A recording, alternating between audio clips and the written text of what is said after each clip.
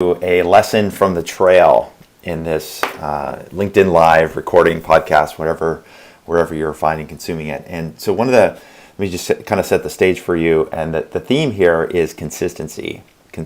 So it's a word that I think a lot of us know is important, but it's not it's not one of those words that gets a lot of the big appeal when it comes to hustle and hard work and making things happen for ourselves. And I want to sort of talk a little bit about my experience doing some training that I'm doing right now for an ultra marathon coming up in June, and how this idea of consistency has really helped me step up the level of my training and my preparation for this race. And most importantly, I want to bring this back to the work that you're doing every single day, the work that all of us are doing every single day. And so when I think about consistency, the word consistency, it's a principle that for me, I think has made the biggest difference in my life when it comes to endurance and ultra running, as well as the business that I run. So what I'm going to do is just quickly show you my screen. And so if you're looking at the screen right now, what you're seeing is my Strava.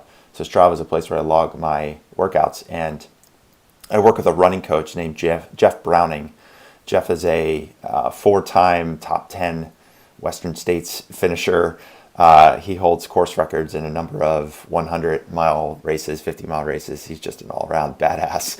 And so I've been working with Jeff this year to prepare for the Western States 100. So the Western States is, if you're not familiar with it, is sort of the Super Bowl of ultra running. It's that one bucket list race that everybody wants to do. At least most ultra runners want to do. And fortunately, I've been able to get a spot. I had a spot in last year's race, which was canceled, and so it rolled over into this year. And my big goal for this race is to not just finish. Of course, I want to finish the race, and I want to do it and be healthy and happy doing it. I want to finish the race in under 24 hours. So you have 30 hours to complete the race, and if you finish in under 24 hours, you get a special silver buckle that says you finished in under 24 hours. And so in my bathroom mirror, I've got a sign that says 23:59:59. In my morning journal every day, I write down 23:59:59, and I write that down multiple times. And everything that I'm doing, everything that I'm thinking about, all my training is focused. The reason I'm working with Jeff is because I know I can finish the race in under 30 hours on my own, but I'm working with Jeff because I really want to elevate to see if I can break this 24-hour barrier. And so in working with Jeff for the last couple of months, in March, what he did is he had all of his athletes do what he calls a Giddy Up Strength Challenge. And here on the screen, you can see I'm kind of just showing you the list of strength exercises. These are all body weight exercises that basically anybody could do. And some of them are actually pretty hard in that they're not like difficult physically, but the coordination and working different muscle groups that I don't normally work is what makes this kind of hard. And so in this idea of consistency, he said, look, we're going to do this every day. He's having all of his athletes do this every single day for the 31 days in March. He said, are you up for the challenge? And so what I did is I built out a little spreadsheet for myself, and you can see, so that I could track this day by day. And I printed this out, and it enabled me to sort of keep track of my own progress and know whether or not was I sticking to the plan. And so here's now on the screen, you can see this is the printed version of that spreadsheet, and you can see all my check marks throughout the month. And so I was able to complete the 31-day challenge doing these strength exercises. It was either doing all of those 15 or 16 strength exercises, or doing at least 20 minutes a day of strength work on your own, whether it's lifting weights or some other type of work. So about half of the days I did the circuit that he prescribed, and then the other half of the days I hit the garage and did deadlifts and shoulder presses and all the stuff I like to do. What's interesting about this, for me, the lesson on consistency is that in several of those exercises in the beginning of the month, I literally could not even really do them. I was falling over because of my balance issues. Some of my muscle groups were really weak in areas that I hadn't been working on them. One of them is called runner's arabesque, which is basically you kind of stand on one leg and you put you bend over, put your arms out straight, so it's kind of like Superman, leaning forward, and then you take one of your back legs, and you lift it up so it's parallel to the ground. So you're kind of like flying. It's almost like you're flying through the air with one leg up, one leg on the floor. So it's a really odd muscle group. You're working your core, you're working your glutes, and just the configuration of your body is just really weird, especially for me because I'm weak in those areas. And so standing on one leg requires a lot of balance and building some strength. And so I mention all this because the consistency of doing this every day, not just did I see myself improve through the days and weeks that I was doing this in March, but I also improved as a runner. So when I look at when I go back to Strava, one of the things that I have is I log all my activities here. And so here on my screen, I'm just showing you some of my longer trail runs that I do each week. So every Saturday, usually Saturday or Sunday, I go out for a long trail run started off being 14, 15 miles. Now I'm into the 20-mile range. And some of these are in the same place. So I'm able to measure my performance on these trail runs and in sections of these trail runs over the course of, on a week-to-week basis. And what was really fun for me is seeing the consistency of the work over not just the 31-day challenge, but over the course of the last 3 months when I first started my training for this race on January 4th. Because when I start looking at some of these individual performances of my own on a random Saturday when I'm doing these trail runs, one of the things that's cool about Strava is that they show you if you've improved over certain sections. So there's certain sections of this run that are pretty well known. There's a hill called K2. There's certain stretches of the trail that it compares how you're doing over time. And so this is just my most recent run 2 Saturdays ago. And this is a run that I do pretty frequently. And what I've seen is that every week I'm setting PRs on certain sections, certain climbs, or I'm getting faster on some of the downhills, or certain stretches that are a little bit flatter. I'm able to move a little bit faster, and I'm doing it at a lower heart rate overall. And it's all part of that consistency of putting in the work, right? And so I consider this like a lesson from the trail, because I think for me, like one of my mantras when I'm out there doing my races, my friend Kelly and I talk about this idea of relentless forward progress, and it's an important mantra when you're out there on the trail, that you want to keep going. Like you want to get to the next aid station on a race, even if it's 3:30 in the morning and the aid station's 10 miles away and it's 25 degrees outside. Like you have to keep going. Like you don't really have a choice to just stop. It's the idea of relentless forward progress. Or you're at the bottom of a hill and you're looking up and you're like, I got to climb 2,000 feet over the next 3 miles. Like, are you kidding me? Do I really have to do this? And you just tell yourself, well, yeah, I do. And you just put one foot forward and you just start climbing. And it's this idea of relentless forward progress. And that's important in the moment when it comes time to do a hard thing, right? And this is where maybe it starts to bring it into work a little bit. I think most of us, you're willing to do the hard thing that's in front of you. You're willing to make the next phone call. You're willing to stay up late and prepare for the next meeting. You're willing to make the decision to let go of a team member that's maybe underperforming, and you've given them enough chances and you finally said, all right, look, we've got to make a switch here. Those are all difficult actions to take, difficult decisions to make in the moment. And it's that one obstacle that's in front of you. And when that one obstacle is in front of you, whether it's those hard decisions or those actions at work, or on the trail, it's climbing up the 2,000-foot mountain, or pushing yourself to the next aid station in the middle of the night. Those are obstacles that are sitting in front of you, and this idea of relentless forward progress is important. The idea of consistency, though, is what can we do every day to condition ourselves so that we have fewer of those big obstacles, or those big obstacles don't seem so big or so scary anymore, because we've done the work and built the foundation to get us there, so that 2,000-foot climb doesn't feel so big and so long. There's a part of the Western States Trail that runs from a place called Swinging Bridge, which is about roughly halfway through the course. And from Swinging Bridge, you're now in the middle of what's called the canyons, and the canyons you have a couple of really large climbs, and you're coming out of Swinging Bridge and you have to climb up to a place called Devil's Thumb. And it's about a 1,500 foot climb, and it's pretty steep. It's like 1,500 feet in about a mile and a half. So you're climbing pretty steep terrain.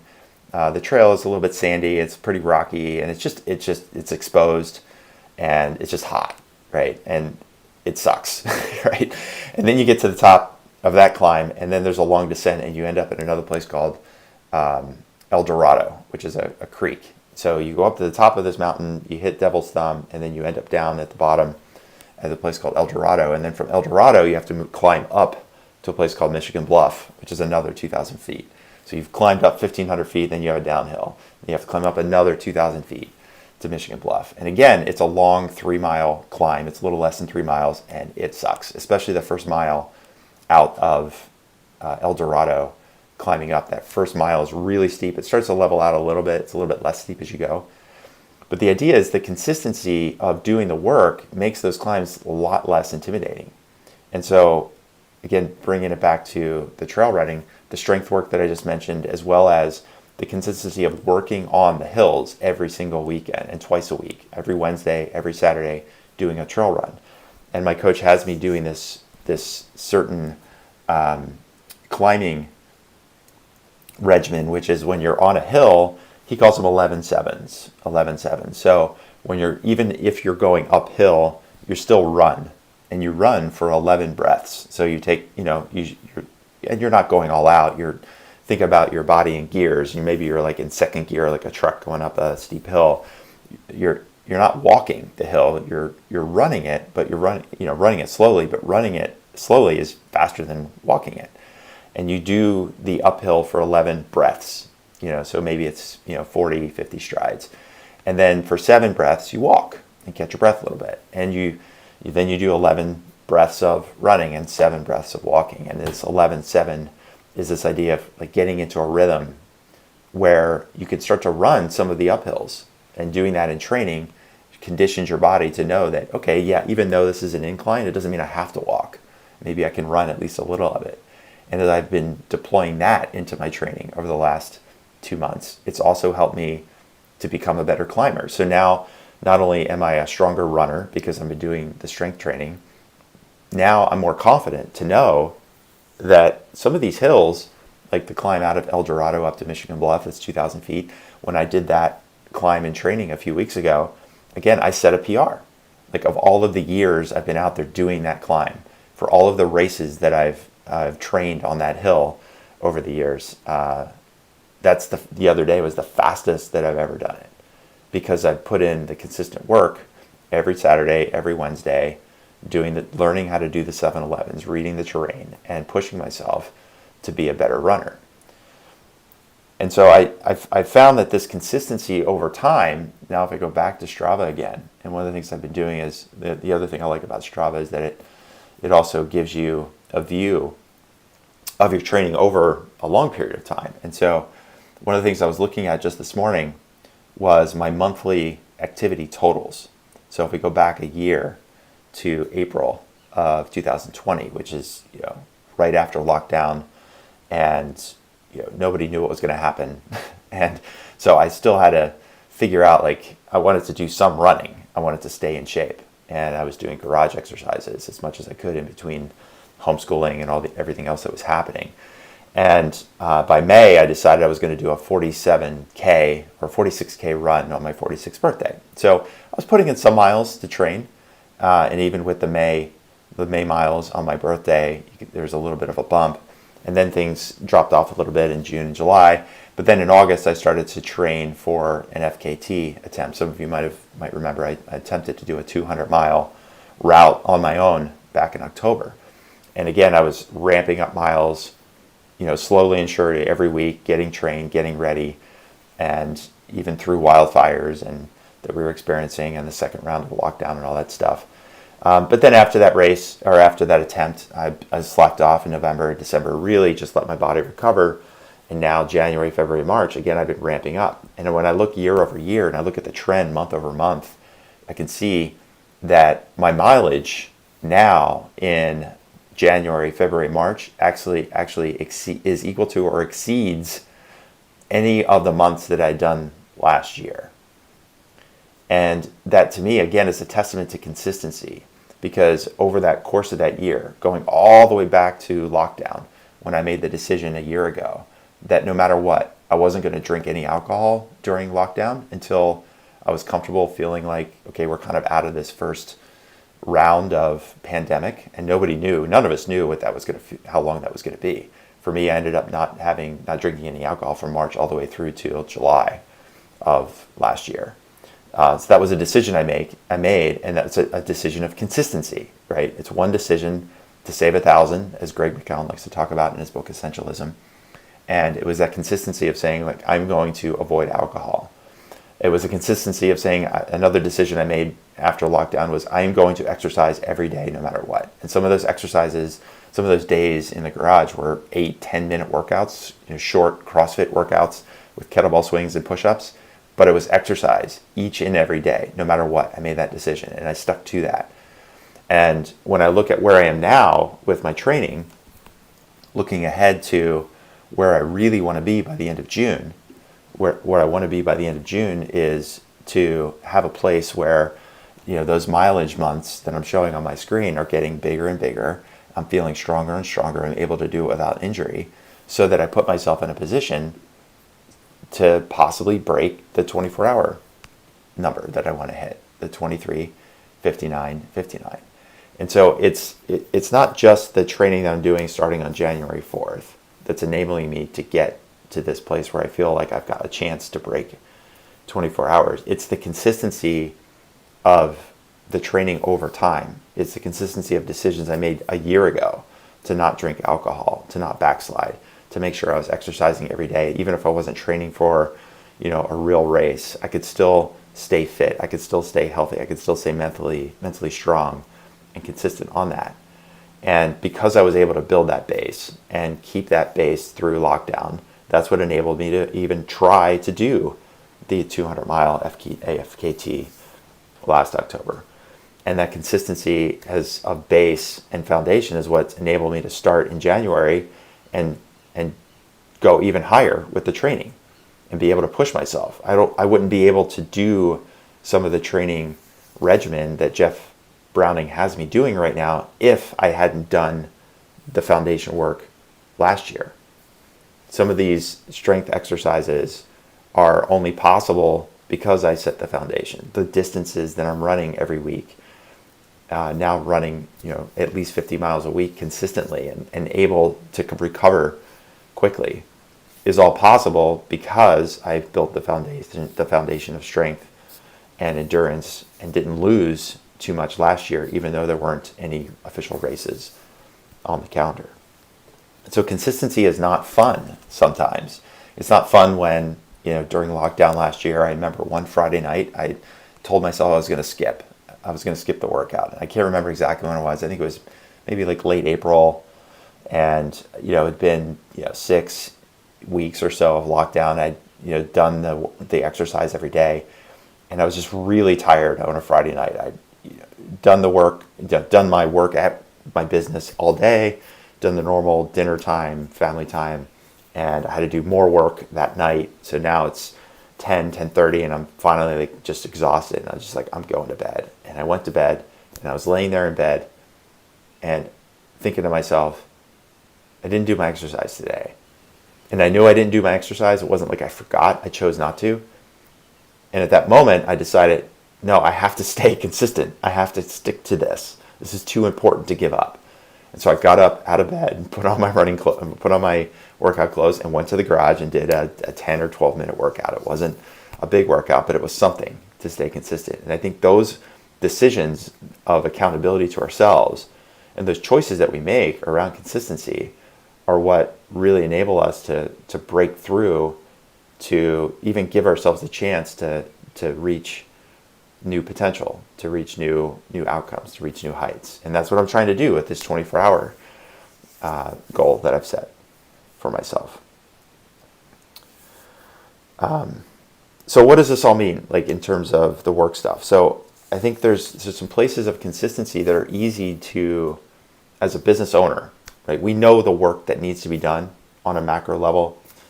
We know that there's things like sales calls that need to get done, and if you're a founder of a company and maybe you are the salesperson, you should be doing sales every day, right? You just know because it's the engine, it's the lifeblood. The revenue coming in is going to be what helps you fund the company. It's going to be what gives you evidence to your investors, past and future, that the plan that you have in place is working. It's going to give your team confidence to know, like, hey, the product that we build is something that people want to buy. They see value in it. So you know that sales is important. And yet it's easy to forget the consistency that needs to happen to make sales an everyday thing.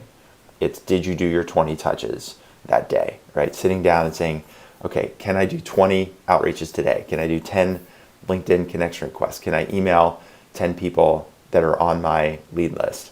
Can I, go back to the people in my sales pipeline and figure out a way to generate a new meeting? Can I do 20 of those in a day in total? I think the answer is like, yes, you can, if you make it the priority for yourself. There's other places to have consistency. There's consistency in team meetings and team communication. There's, that you have your daily stand-ups or your weekly team meetings or your one-on-ones with your team members every single week or every single month. There's a reason those work. There's a reason those are important to a business, because you need to, as a founder, as a leader, be able to communicate to your team, be able to help them do their work even better, be able to learn from them about what's working and what's not working in the systems that you've built. And the idea of consistency there is just as important as the consistency of doing sales every day. Because I know I've done this myself, where I have a prospective client who wants to join our coaching program, and they ask, like, this sounds really great, can we talk again on Friday? And I look at my calendar, and Friday is my operations day. Operations where we just focus on internal work, and occasionally I'll take some calls and meetings that are external with clients or prospective clients or partners. But most of all, Friday is supposed to be an operations day. And there are times where I will book a call with a prospective client over top of an internal team meeting. And I've forgotten the importance of that consistency. It's showing commitment to, not just to myself as a leader of the company, and a commitment to consistency to the company itself, that this is an important day for us to communicate. It's also showing consistency to the team, to show them, like, you are just as important as the prospective client. You are just as important as the current client, because the work that you're doing enables us to serve those clients that we have. The work that you're doing enables us to find new clients that want to come and work with us. And so the same with you. I think it's easy for any of us to push off that one-on-one or skip it for that month, or that team meeting on Friday, scale it back to 30 minutes instead of an hour and try to rush through it because you want those extra 30 minutes, or skip the daily stand-up because you're too busy doing other stuff. There's that consistency there that you don't always see the evidence of where and how that pays off. However, the consistency of doing that work is what allows you to better communicate to your team. It allows you to better support your team. It allows your team to know that you're holding their work as important as the work that you're doing yourself and the meetings that you're having as a founder, as a leader. So I think that's another place where not just sales, doing your sales work every day, but doing your company team meetings and communication every day. It's doing quarterly performance reviews. Yeah, it's hard. It's a pain to find the time to go through and do these performance reviews. But what's the difference between how can you improve the outcome of your team members if you were doing quarterly performance reviews instead of annual performance reviews, and really taking those seriously and investing that time to do those the right way? I think it's an opportunity for us to get more consistent in helping our team get better. So consistency could also mean, making the time, investing in yourself to learn and do more. When you see a webinar or a workshop or a training or some opportunity to learn and get better from somebody you know and who you trust, maybe you see that webinar that got posted and you wanted to join it and you added it to your calendar and it's Thursday at 2 o'clock. And then again, you get that phone call, or you're talking to a prospect, you're talking to a client, and they say, hey, can we meet again Thursday at 2? It's easy to backslide and say, I'll do it at Thursday at 2. That means you haven't been consistent with yourself around making sure that every week or every month you're taking advantage of a learning opportunity. Or if you're already working with a coach, are you taking advantage of that to the max? I work with this running coach, Jeff, that I've been talking about.